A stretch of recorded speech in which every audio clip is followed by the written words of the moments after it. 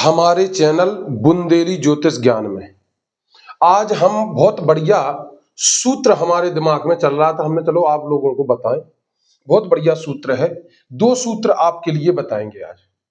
ठीक है, दो सूत्र कौन कौन से सूत्र हैं? यदि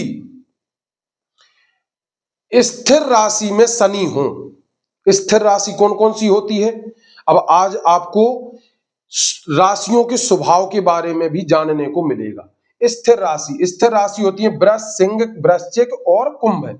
ये स्थिर राशि होती है। ठीक है, यदि इन राशियों में यदि शनि हो, जैसे कि ये नंबरों के हिसाब से चक्र में रहती है, तुम्हारी जन्मांक चक्र में यदि शनि इसमें बैठे हो वृष राशि में, उसके बाद में शनि यहां बैठे हो सिंह राशि में, या उसके बाद में शनि यहां वृश्चिक राशि में बैठे हो, या उसके बाद में यहां कुंभ राशि में बैठे हो। कहां?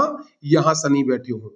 मतलब कि वृष और सिंह और वृश्चिक और कुंभ ये क्या होती है? स्थिर राशि। देखो यहां हमने लिखा चार स्थिर द्वि स्वभाव। कौन कौन सी चार राशि? मेष होगी, वृष, चार स्थिर द्वि स्वभाव, मतलब मेष, वृष, मिथुन, चार स्थिर द्वि स्वभाव, चार स्थिर द्वि स्वभाव, चार स्थिर द्वि स्वभाव, मेष, वृष, मिथुन।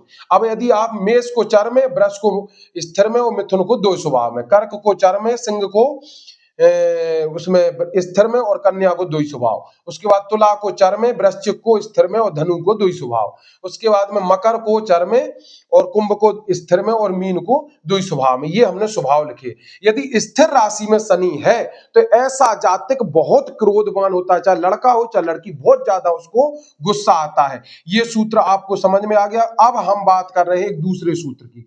एक दूसरे सूत्र की कौन सी बात कर रहे हैं कि यदि स्थिर लग्न हो, स्थिर लग्न कौन कौन सी हमने अभी बताई है कि वृष हो गई, दो नंबर हो गई, 5 नंबर होगी और 8 नंबर होगी और 11 नंबर, ये स्थिर लग्न है। क्योंकि वृष और सिंह और वृश्चिक और उसके बाद में कुंभ है।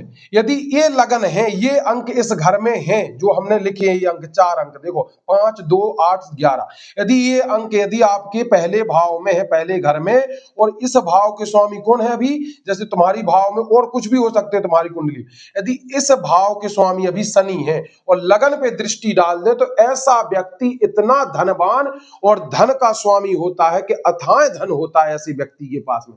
यदि घर में कुछ खाने को भी नहीं होगा तो भी उसके पास बहुत सारा धन होगा।